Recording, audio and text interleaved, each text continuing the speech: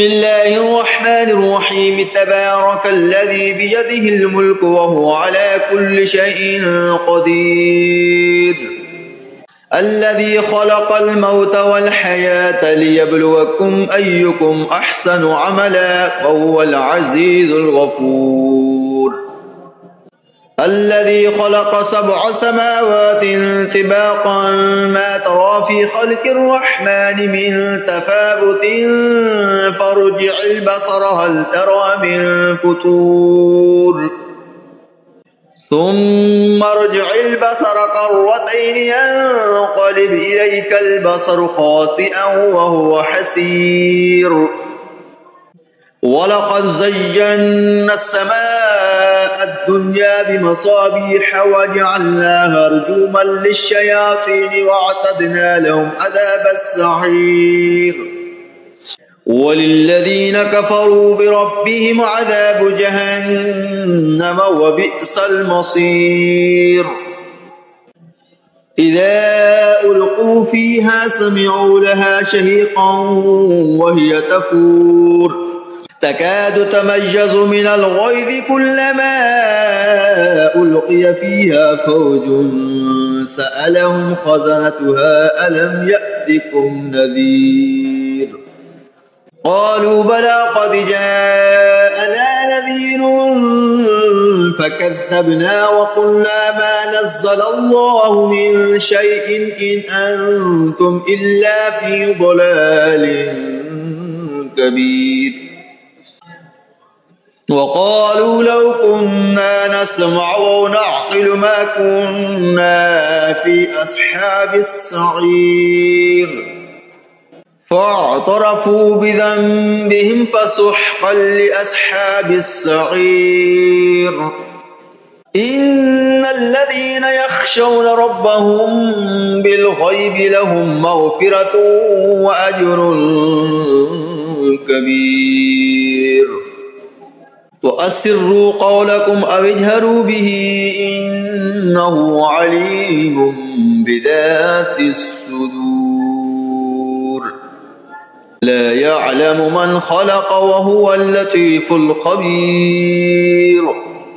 هو الذي جعل لكم الأرض ذلولا فامشوا في مناكبها وكلوا من رزقه وإليه النشور. أأمنتم من في السماء أن يخسف بكم الأرض فإذا هي تمور أم أمنتم من في السماء أن يرسل عليكم حاصبا فستعلمون كيف نذير. ولقد كذب الذين من قبلهم فكيف كان نكير. أولم يروا إلى الطير فوقهم صافات ويقبضن ما يمسكهن إلا الرحمن إنه بكل شيء بصير. أمن هذا الذي هو جند لكم ينصركم من دون الرحمن إن الكافرون إلا في غرور. أمن هذا الذي يرزقكم إن أمسك رزقه بل لجوا في عتب ونفور. أفمن يمشي مكبا على وجهه أهدى أمن يمشي سويا على صراط مستقيم.